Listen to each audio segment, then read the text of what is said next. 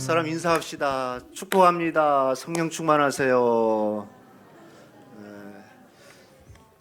우리 가슴을 쫙 펴시고 이렇게 머리 딱 의자에다 기대셔서 이렇게 예배를 잘 말씀을 들으면 좋겠습니다. 제가 정형외과 가니까 제 허리가 휘었다고 그러더라고요. 그러니까 여러분도 허리도 쉴 수 있으니까 딱 이렇게 허리에다 힘 주시고 예배 드리면 좋겠어요. 요 사진은 여러분 아마 다 보셨죠? 예수님 얼굴이 보이세요? 믿음이 좋으시네. 믿음이 안 좋으신 분은 안 보일 수도 있는데 저 사진이 어떤 사진인지 아시죠? 제가 중학교 때 믿음 생활 처음 할 때 어떤 형이 저걸 좀 보여줘봐요. 바로 없애지 말고 저걸 보여주는데, 저 사진은 어느 사진 작가가 아마 2차 전쟁 중에 아마 이제 하나님에 대한, 예수님에 대한 확신이 없을 때 예수님 보고 싶어요 하니까 어디선가 음성이 들렸대요. 그래서 그 사진 작가가 어떤 음성이 들렸냐면 사진을 찍어라. 그래서 그럼 어디를 찍습니까? 그러니까 눈에 보이는 것을 찍어라 했는데 그 겨울에 이제 눈이 녹고 있는 그걸 딱 찍어서 나중에 현상을 해보니까 저런 사진이 됐더래요. 그래서 제 기억으로는 중학교 2학년 3학년 때 한동안 아마 기독교 서점에 저게 그냥 아주 유행일 정도로 이렇게 했는데, 요즘에는 저런 거 보고 감동 안 받죠. 이제 별로 기독교 서점에 가도 없어요. 그런데 아마 제 생각엔 그래요. 이게 사실이라면, 뭐 사실인지 어쩐지 잘 모르겠어요. 저게 진짜 사진을 찍어서 저게 나와가지고 야, 저 예수님이 딱 보였다면 엄청난, 아마 그 사진 작가는 정말 큰 은혜를 받았을 것 같아요. 그죠? 야, 눈을 찍었는데, 녹고 있는 눈을 찍었는데 예수님의 모습이 보였다. 제 기억에도 저 어렸을 때 저 보면서 참 은혜 받았던 것 같아요. 그런데 이제 요즘에는 저런 거 갖고 은혜 받기보다는 우리가 말씀의 은혜 받는 그런 신앙이 좋겠죠. 자, 우리가 다니엘 5장, 지금 이제 오늘 5장인데요. 벌써 5장을 우리가 말씀 나누는데, 자, 5장의 내용은 뭐 벽에 쓴 글씨가 나오는 그런 장면인데요. 그 말씀에 들어가기 전에 지금 좀 요 배경을 조금, 시대적인 배경을 조금 이해하면 좋은데요. 바벨론이 지금 느부갓네살 왕이 건국을 하고 전성기를 이루다가 아주 이 바벨론 권력 승계가 아주 느부갓네살 이후에 아주 복잡해요. 느부갓네살 왕이 40년 넘게, 정확하게 43년을 통치했고, 우리가 지난주인가요? 이렇게 두 번째 꿈을 해석한 다음에, 꿈 꾸은 다음에 한 6년 정도 있다가 그는 죽게 됩니다. 그리고 이제 두 번째 왕이, 그의 아들이 그 뒤를 이어요. 아벨 마르둑이라는 왕이 그 뒤를 이루는데 오래가지 못해요. 2년밖에 다스리지 못했는데, 그 이유는 뭐냐면 그의 매부였던 네리글리살이라는 사람한테 암살당해요. 암살당해서 죽게 되고, 또 결국 이 사람도, 네리글리살도 4년 반 정도밖에 다스리지를 못해요. 그리고 그의 아들한테 이제 승계를 하는데, 그의 아들이 바시마르둑인데 이 사람이 휴계자 되는데 역시 이 사람도 1년도 겨우 왕으로 오르지 못합니다. 왜 그러냐면 느부갓네살의 사위였던 나보니두스가 이를 죽이게 됩니다. 또 암살하게 돼요. 그래서 무려 느부갓네살 이후에 7년 동안 왕이 4번이나 바뀌는 그런 아주 치열한 권력 암투가 있었어요. 그래서 이제 나보리누스는 이 바벨론 왕의 마지막 왕이에요. 역사적으로 그가 27년 동안 왕위를 지키고 바벨론 왕의 왕으로 있었는데, 그런데 오늘 본문 말씀에 보면은 벨사살 왕이 나오는데, 그는 누구냐면은 이 바로 나보니누스의 아들입니다. 실제로는 왕이라고 할 수는 없어요. 이 당시에 왕은 누구냐면 나보니누스예요. 근데 이 나보리누스는 대부분 이제 바벨론이 그 당시에 강국이었지만은 주변국들로 인해서 위협을 많이 당했어요. 치열한 전쟁을 치르고 언제든지 뭐 어려움을 당할 수 있기 때문에 이 나보리누스는 늘 전쟁터에 나가 있었어요. 전쟁터에서 치열하게 전쟁하다 결국 그 사람은 전쟁터에서 죽게 되는데, 그러면 바벨론 도성은 누가 맡고 있었느냐? 그의 아들인 벨사살이 맡고 있었어요. 그래서 그 궁극적으로는 아버지가 왕이지만 벨사살도 왕이다라고 이렇게 부르고 있는 겁니다. 그리고 2절, 그러면 2절 말씀에 보면 그에 붙인 느부갓네살 그랬는데 느부갓네살은 왕이 아니고 할아버지죠. 그런데 이제 고대 근동의 어떤 문화에 의하면은 유명한 조상의 이름을 아버지라고 이렇게 표현하는 것은 그냥 일반적인 그런 표현이었습니다. 그래서 그에 붙인 느부갓네살이라고 그런 거죠. 나보니두스라고 하지 않고 그렇게 지금 부르고 있는 겁니다. 그럼 오늘 이 5장은 한마디로 말하면 어떤 내용이냐면 바벨론 제국의 마지막 날을 지금 얘기하고 있어요. 마지막 왕이 죽고 그리고 바벨론 제국이 무너진 날인데, 이 벨사살의 아버지는 전쟁터에서 죽고 벨사살은 늘 뭐 아버지처럼 뭐 혁명적인 힘이 있는 것도 아니고 전투력이 있는 것도 아니고 궁에서 그냥 궁을 지키고 있는 그런 사람이 바로 벨사살이었어요. 자, 그러니까 늘 불안하죠. 뭐 주변국들이 뭐 덤벼 들어오고 늘 전쟁 소식 들어야 되고, 그러니까 그것을 잊기 위해서 하는 것이 뭐냐? 맨날 잔치 벌이고 술 먹고 취하는 거였어요. 자, 1절 말씀 보십시오. 벨사살 왕이 그의 귀족 1000명을 위하여 큰 잔치를 베푸고 그 1000명 앞에서 술을 마시니라. 여기 1000명 그랬잖아요. 한 절에 1000명이란 말이 2번이나 강조됐는데 그만큼 큰 잔치를, 뭐 어마어마한 잔치를 벌였다는 거예요. 자, 그런데 이 잔치를 벌이는 중에 아주 특별한 일이 일어난 거예요. 벽에서 손가락이 나와가지고 글씨를 쓴 겁니다. 5절 말씀 보십시오. 그때 사람의 손가락이 나타나서 왕궁 촛대 맞은편에 석회벽에 글자를 쓰는데 왕이 그 글자 쓰는 손가락을 본지라. 여러분 생각해 보세요.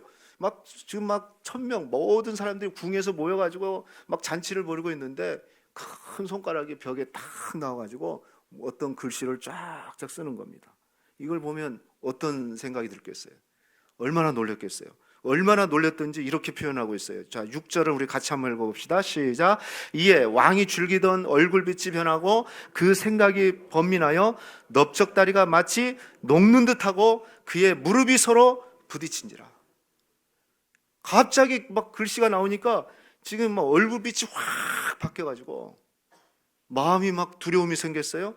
넓적다리가 그냥 녹아버렸어요. 힘이 쫙 빠져버렸죠. 그리고 얼마나 떨었던지 무릎과 무릎이 막 부딪히면서 떠는 거예요. 막 사지가 떠는 정도로. 그래서 잔치하는 중에 이걸 봤으니 얼마나 놀랐겠어요. 그래서 이 벨사살이 역시나 똑같아요. 바벨론의 박사들을 불러서 저거 빨리 해석해내라. 그런데 누구도 해석할 수가 없는 거죠. 그래서 그의 왕비가 그랬는데, 본문은 왕비는 그의 어머니를 얘기하고 있는데 그의 어머니가 이렇게 얘기합니다. 11절 말씀 보니까 왕의 나라에 거룩한 신들의 영이 있는 사람이 있으니, 즉 다니엘을 얘기하는 거죠. 다니엘이 있는데 우리 당신의 부친이었던 느부갓네살 때 또 그에게 하나님의 지혜가 있어서 이런 문제들을 잘 해결했습니다. 걱정하지 마소서 하고 다니엘을 불러서 다니엘이 그 글씨의 뜻을 해석해 줍니다. 해석해 주는데, 그러나 이 벨사살 왕은 결국에는 그날 밤에 죽게 되고 바벨론은 그로 멸망받는 그런 얘기가 바로 오늘 5장의 말씀이에요. 자, 그렇다면 오늘 이 말씀을 통해서 우리가 깨닫고 또 우리 삶에 좀 적용해야 될 아주 중요한 메시지들이 있어요. 특별히 이 벨사살과 다니엘, 이 두 사람을 통해서 우리가 꼭 적용해야 될 그 메시지가 뭔가 한 3가지로 같이 나누도록 합니다. 첫 번째는요, 우리가 꼭 적용해야 될 것은 한번 따라해 볼까요? 선을 넘지 말자. 선을 넘지 말아야 돼요. 자, 지금 사실 벨사살 왕은요, 왕이라고 부름을 받았지만 진짜 왕은 아니고 아버지 왕의 대리자라고 그랬어요. 아버지는 혁명을 통해서 왕권을 쟁취했어요. 그리고 전투에 나가가지고 여전히 뭐 용사죠, 용사. 그런데 이 벨사살은 그러지 못했어요. 궁에서 후궁들과 잔치나 벌이고 그랬던 거죠. 한마디로 말하면 좀 허수아비적인 그런 왕이었어요. 그러니까 술 취하지 않고는 자신의 처지, 자신의 어떤 것을 잊지 못하는 거예요. 그래서 모든 것을 잊기 위해서 거대한 잔치를 막 사람들 모아놓고 후궁들 모아놓고 막 잔치를 벌인 거예요. 쾌락에 빠진 거죠. 그렇게 하면서 자신에게 있는 현실을 지금 도피한 거죠. 다시 말하면 허세와 방탕을 통해서 자신에게 숨겨있는 그런 문제, 두려움 이런 것들을 다 감추는 겁니다. 그런데 문제는 뭐냐면 허세를 하는 것도 좋지만은 넘지 말아야 될 선을 넘어버린 거예요. 예. 지금 자신의 현실 도피를 위해서 막 잔치 벌이면서 다 감추거든요. 예. 그렇다고 할 때요, 지나치게 과장하고 허세 부리는 사람은 그 허세를 통해서 자신에게 있는 그 약점들을 다 가리고자 하는 거예요. 예. 아마 지금 벨사살이 그런 입장인 것 같아요. 자, 그런데 뭐 허세를 부리는 건 좋지만은 넘지 말아야 될 선을 넘으면 안 되는 거죠. 어떤 선을 넘었냐면 2절 말씀에 보시면요, 벨사살이 술을 마실 때 명하여 그에 붙인 느부갓네살이 예루살렘 성전에서 탈취하여 온 금은 그릇을 가져오라 명하였으니 이는 왕과 귀족들과 왕후들과 후궁들이 다 그것으로 술을 마셨다, 이렇게 나왔어요. 여러분, 이게 무슨 얘기냐면, 아니 술 마시는 건 좋아요. 그런데 왜 예루살렘 성전, 그것도 몇십 년 전에 오래전에 탈취해왔던 그 예루살렘 성전에서 가져온 그릇을 가지고 오라는 걸까요? 아니 바벨론 왕궁에 술잔이 없어서 그랬을까요? 아니었던 거예요. 무슨 얘기일까요? 바로 이걸 통해 가지고 자신을 과시하려고 했던 거죠. 아니 유다 하나님 별거 아니다. 유다 백성들이 그렇게 귀중하게 여기는 성전 기구들, 이거 내 술잔에 불과하다 하면서 허세 부리고 노골적으로 자기의 힘을 과시하는 겁니다. 그러면서 뭐라고요? 6절 말씀에 보면 돌, 나무, 금, 은, 뭐 나무 이런 신으로 만든 것들은 또 찬양을 해요. 이거 완전히 이건 하나님하고 정반대죠. 완전히 반대인 거죠. 그래서 자신이 갖고 있는 그런 약점들을 허세를 부리면서 특별히 하나님의 이름을 모욕하는 그런 허세를 부려요. 정말 넘지 말아야 될 게 뭡니까? 우리가 넘지 말아야 될 정말 중요한 선이 있어요. 여러분, 술 먹는 거 불신자니까 술 먹을 수 있어요. 뭐 술에 취했다 이렇게 얘기할 수도 있겠지만 그렇지 않아요. 이 사람의 그 본심이 뭡니까? 바로 하나님도 내 권세 아래 있고 내 발 아래 있다, 자신을 과시하고 뽐내는 겁니다. 한마디로 말하면 교만한 거죠. 교만한 거. 여러분 아시죠? 교만은 하나님이 가장 싫어하는 거라고요. 여러분, 이 바로 벨사살 왕은 넘지 말아야 될 선, 하나님의 이름을 무시하고 하나님의 영광을 가리는 일들을 하게 된 겁니다. 하나님이 가장 싫어하는 일을 한 거예요. 여러분, 어떤 일이 있어도 우리가 넘지 말아야 될 선은 넘으면 안 되는 겁니다. 그게 뭘까요? 하나님의 이름을 망령되게 하는 거, 하나님의 이름을 업신여기는 거. 갈라디아서 6장 7절 말씀 보니까 스스로 속이지 말라, 하나님은 업신여김을 받지 아니하신다. 이 업신여긴다는 게 뭘까요? 그냥 간단하게 표현하면 바보 취급하는 거예요. 지금 벨사살 왕이 하나님을 업신여기는 거예요. 하나님 별거 없다, 내 술잔에 불과하다, 그 신은 죽었다 하면서 얘기하는 겁니다. 하나님의 이름을 무시하고 우습게 여기는 사람은 반드시 하나님이 진노하는 겁니다. 사랑하는 성도 여러분, 불신자 얘기가 아니라 혹 우리의 삶 속에서도 우리가 넘지 말아야 될, 반드시 지켜야 될 그 선을 넘으면 안 되죠. 성도로서 지켜야 될 선을 넘어서 하나님의 영광을 가린 일이 없도록 해야 돼요. 아, 하나님 침묵하고 계시니까, 하나님 뭐 말하고 있지 않으니까 우리가 마음대로도 된다, 그렇게 생각하시면 안 돼요. 신앙은 다른 거 아니에요. 선을 잘 지키는 것만, 그거부터 시작되는 거예요.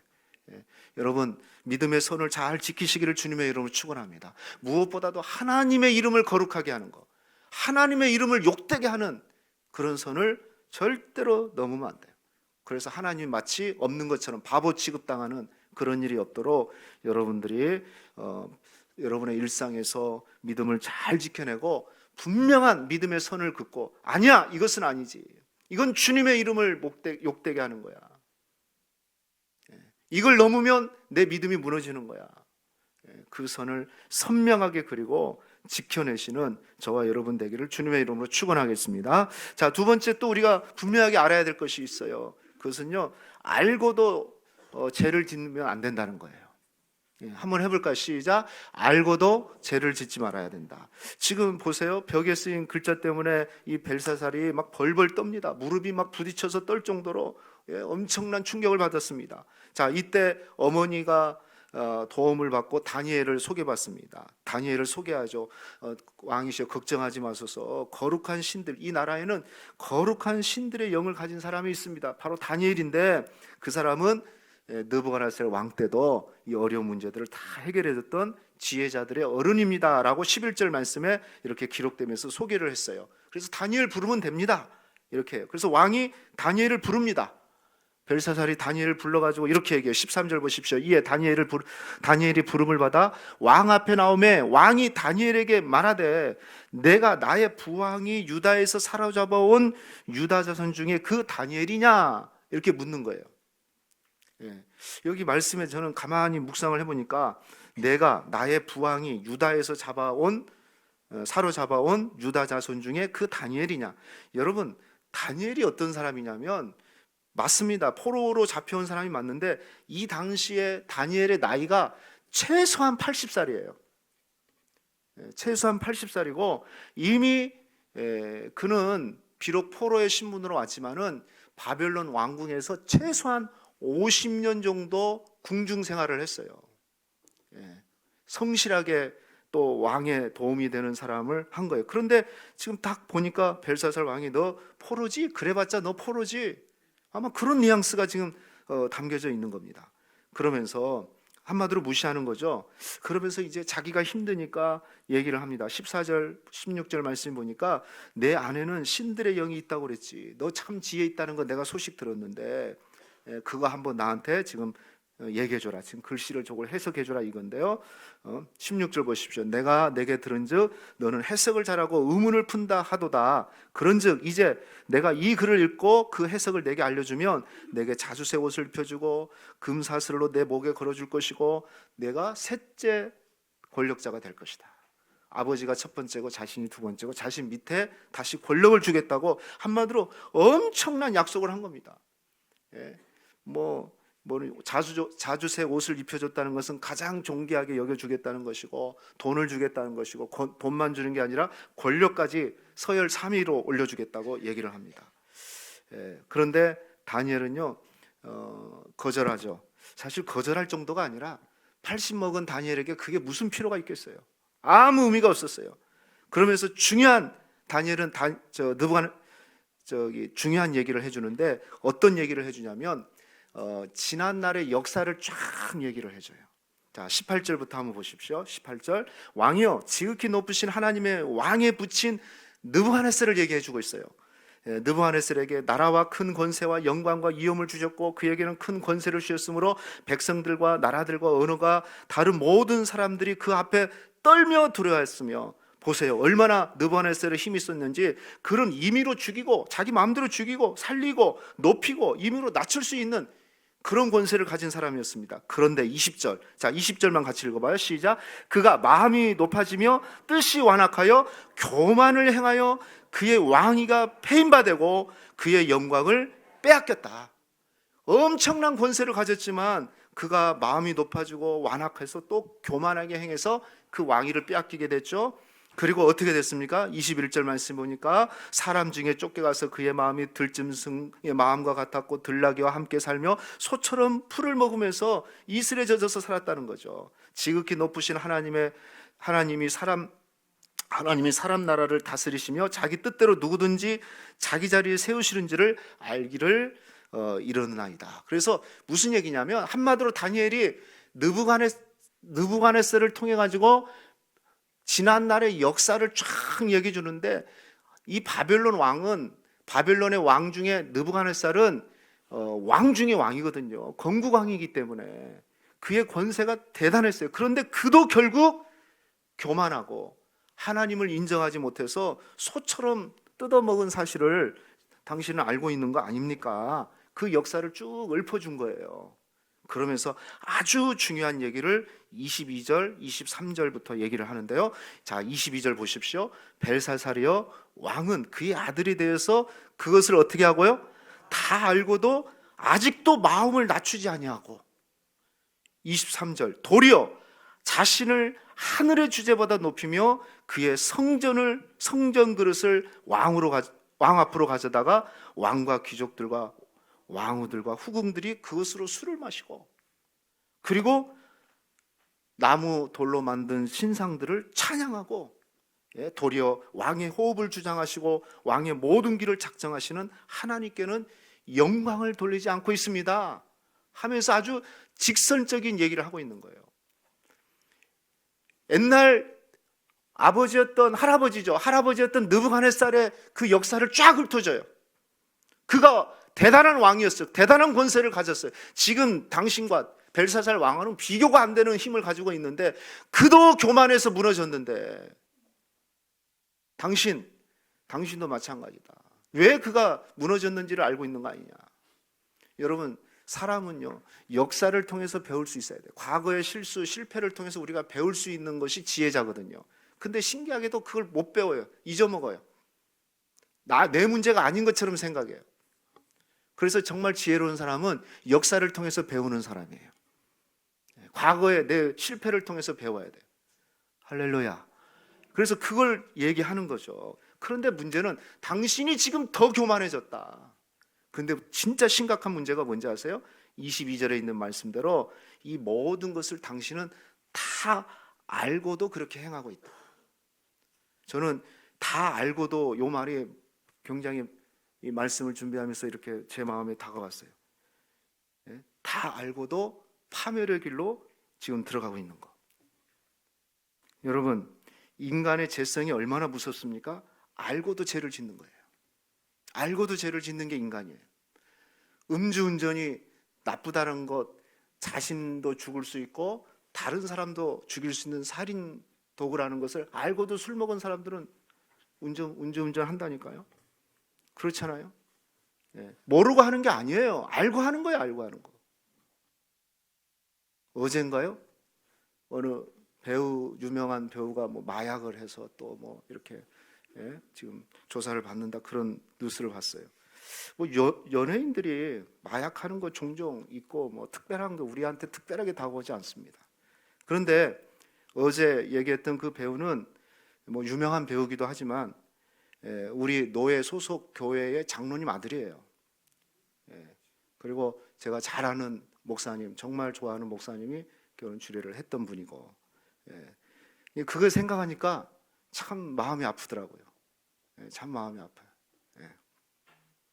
여러분, 마약하면 자신도 죽고 가족도 죽고 그 결과가 어떤다는 걸 모르겠어요? 안다니까요? 근데 알고 죄를 짓는 거예요. 이것이 인간의 죄성이고 인간의 어리석음이에요. 그래서 결국 알고도 파멸의 길로 질주하게끔 만드는 이 사단의 계획에 속고 넘어가는 겁니다. 결국 어떻게 됐어요? 30절 말씀 보니까 그날 밤에 갈대아 왕 벨사살이 죽음을 당했다. 이튿날도 아니에요. 그날 밤 바로 하나님의 심판이 임하게 된 거죠. 거대한 바벨론 제국과 왕이 죽게 된 겁니다. 여러분, 놀랍지 않습니까? 여러분, 세상은요 힘이 있고 강해 보이지만 하나님이 한번 손 쓰면 아무것도 아닌 거예요. 모든 권력을 가진 것 같지만 하나님이 한번 움직이면 하룻밤 사이에 역사 속으로 사라지고 있는 것이 바로 세상의 권력이고 세상의 부귀영화라는 거예요. 우리가 알아야 됩니다. 특별히 이 벨사살 왕이 정말 무너질 수밖에 없었던 거, 알고도 지은 죄, 역사를 통해서 배우지 못하는, 교훈 삼지 못하는. 그러면 이것이 정말 벨사살만 그럴까요? 우리는 알고도 어떻게 행하고 있습니까? 여러분, 알고도 죄를 짓는다면 정말 빠져나올 길이 없어요. 그럼 파멸의 길로 질주하는 거예요. 또 알고도 행해야 될 일을 행하지 않는다. 우리가 가끔 기도할 때 요즘 그런 기도 잘 안 하신 것 같은데, 알게 모르게 지은 죄. 다 알고 지은 죄예요. 모르고 지은 죄가 어디 있어요? 대부분 99%는 알죠. 그러니까 문제인 거예요. 하나님이 오래 참으시고 또 참으시고 기다리셨는데 이제는 참을 수 있는 하나님의 시간표가 끝나버리니까 그날 밤에 데리고 간 거예요. 여러분, 정말 무서운 게 뭐냐면 알고 지은 죄예요. 알고 지은 죄. 어떻게 보면은 헤어나올 길이 없어요. 알고 지었으니까. 그래서 알고도 우리가 죄를 짓는다든지 행하지 말아야 될 것을 행한다든지, 또 한 가지는 이건 행해야 되는데 이건 내가 실천해야 되는데, 이건 내가 살아야 되는데, 그렇게 살아야 되는 것을 알고도 행하지 않는다면 그 역시 바로 죄인 겁니다. 여러분, 한번 진지하게 내 자신을 한번 생각해 보십시오. 내가 알고도 행하고 있는 것들이 있는가?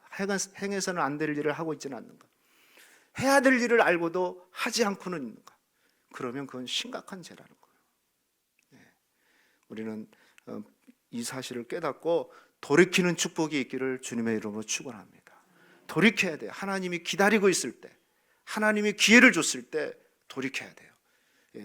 그날 밤에 벨사살 왕은 죽은 것처럼 하나님의 진노는 반드시 임하기 때문에 우리가 바로 돌이키는, 우리 스스로를 점검하는 저와 여러분 되기를 주님의 이름으로 축원합니다.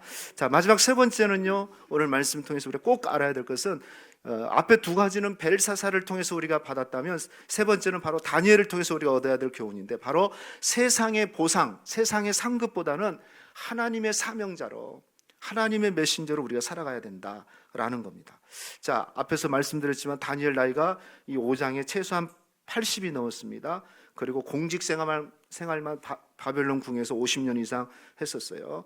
자, 그를 불러가지고 지금 글씨 때문에 벨사살 왕이 지금 막 두 다리가 떨고 있었어요. 어떻게 할 줄 모르니까 결국은 또 다니엘이었어요.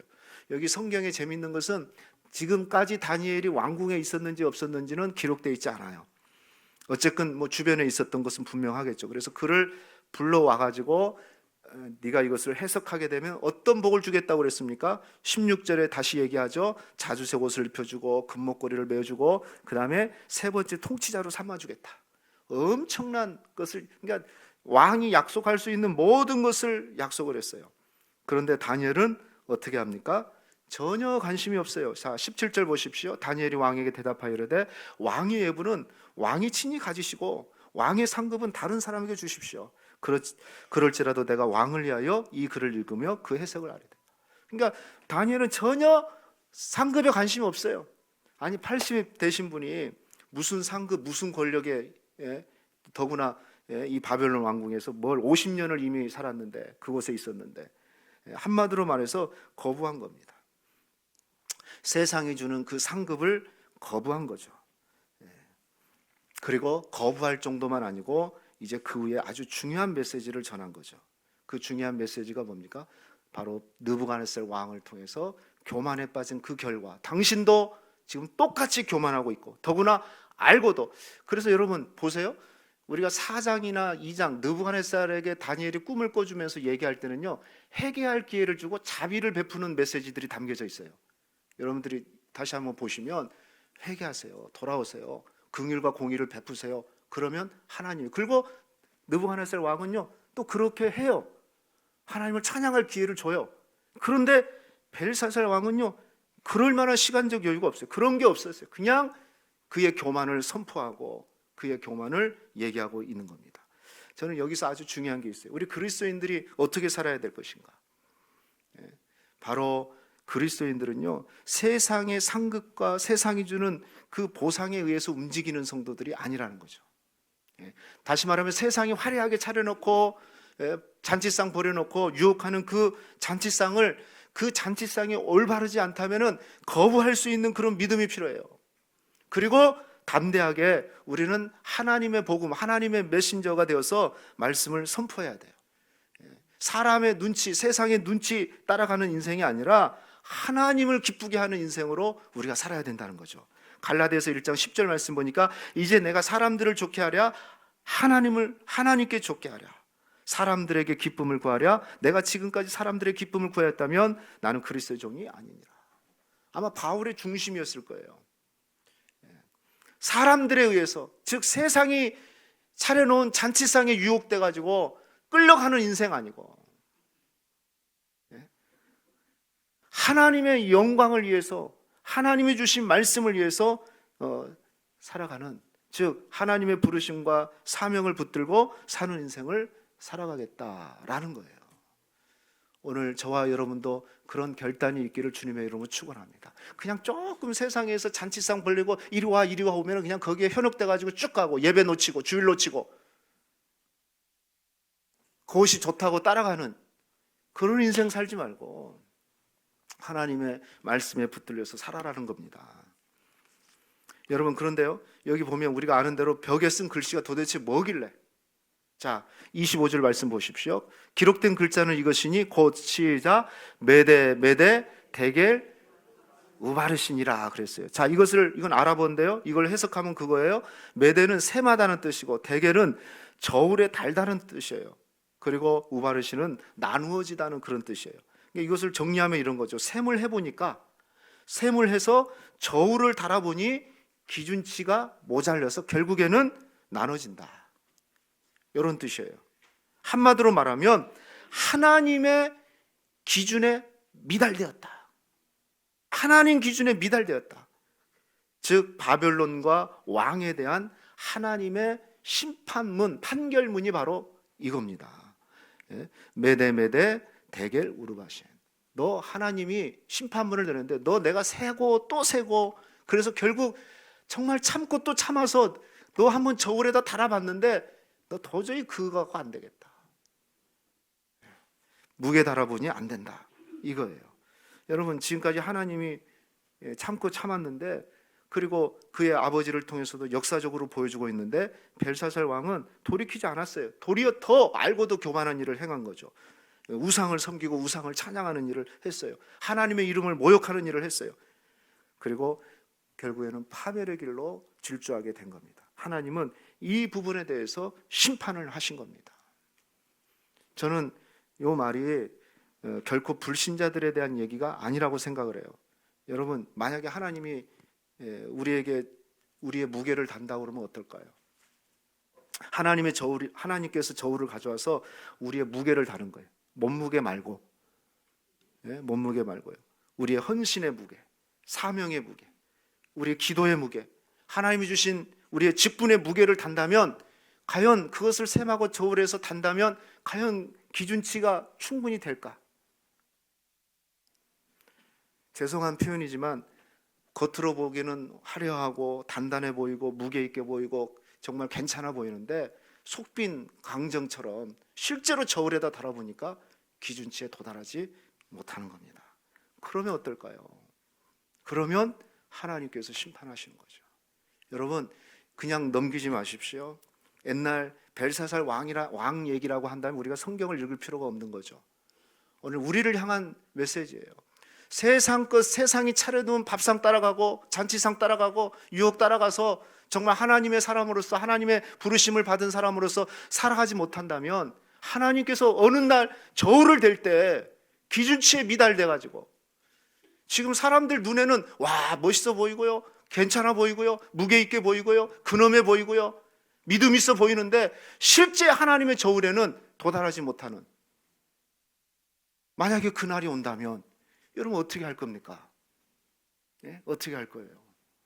오늘 이 말씀을 우리 마음에 다시 한번 새기시기를 저는 주님의 이름으로 축원합니다. 여러분, 그래서 내 삶을 정말 세밀하게 점검하시고, 내가 정말 하나님의 사람으로 하나님 기준에 미달되어 있지는 않는지 점검하셔야 됩니다. 애고 없이 하나님의 저울이 우리 안에 다가올 수 있다는 겁니다. 저는 소망하건대 오늘 우리 동명교회 모든 성도들은 하나님 기준치에 충분하기를 주님의 이름으로 축원합니다. 그러기 위해서는 속과 겉이 같아야 돼요. 정말 믿음 생활 잘해야 돼요. 세상 따라가면 안 돼요. 세상이 요구한 대로 세상의 기쁨을 추구하면서 가면 안 돼요. 정신 바짝 차리고 믿음 생활해야 돼요. 그렇게 정신 바짝 차리고 믿음 생활해도 쉽지 않은 세상이에요. 왜냐하면 세상이 그렇게 만만하게 우리를 두지 않기 때문에 그렇습니다. 그래서 지금은 자다가 깰다라고 얘기하지 않았습니까? 여러분, 혹시 진짜 여러분 스스로 생각할 때 나는 깨어있다 이렇게 생각하신 분 계세요? 그래, 나는 영적으로 깨어있어, 오늘 주님이 오셔도 나는 주님 맞이할 수 있어, 이런 믿음 가지고 사시는지 모르겠어요. 하나님이 셈하고 저울을 대서, 아니 요만큼 도달해야 되는데 미달, 끝이에요, 끝. 진지하게 우리 자신을 되돌아보시기를 주님의 이름으로 축원하겠습니다. 말씀 뵙겠습니다. 오늘 말씀 통해서 우리는 꼭 기억하셔야 돼요. 절대 하나님 영광을 가리고 주의 이름을 모욕하는 일에 선을 넘지 말아라. 어떤 일이 있어도 선을 넘지 말아라. 알고도 죄를 짓지 말고, 알고도 행해야 될 일을 행하지 않는 죄를 짓지 마십시오. 꼭 행하십시오. 행할 일은 행하십시오. 하지 말아야 할 것은 하지 마십시오. 예. 그리고 기도 한 번 하고 하나님 알고 지은 죄 용서해. 하나님 용서 안 합니다. 그런 죄는 한두 번 속았어야지. 한두 번이지. 그것도 그냥 멘트처럼 하는 기도를 왜 하나님이 들어주십니까? 예. 그리고 세상의 상급, 세상이 차려놓은 잔치상 따라가지 말고 거기에 유혹되지 말고 하나님이 부르신 그 하나님의 영광을 위해서 달려가서 우리가 하나님의 어느 순간에 저울로 달 때 그 기준치에 미달되는 사람 아무도 없고 하나님을 기쁘시게 하는 저와 여러분 되기를 주님의 이름으로 축원하겠습니다. 다 일어나시겠습니다. 자, 우리 기도 제목 한번 같이 읽겠습니다. 자, 일 하면은 크게 읽으십시오. 일. 내가 생각하고 결정하는 모든 것이 하나님의 마음을 아프게 하고 하나님의 이름을 모욕하는 선을 넘지 않게 하소서. 이. 내가 하지 말아야 할 행동을 알고도 하거나 꼭 순종해야 할 하나님의 뜻임을 알고도 행하지 않는 죄를 짓지 않게 하소서. 3. 세상의 화려한 상급에 속거나 유혹당하지 않고 하나님의 말씀을 온전히 선포하는 복음의 메신저로 살게 하소서.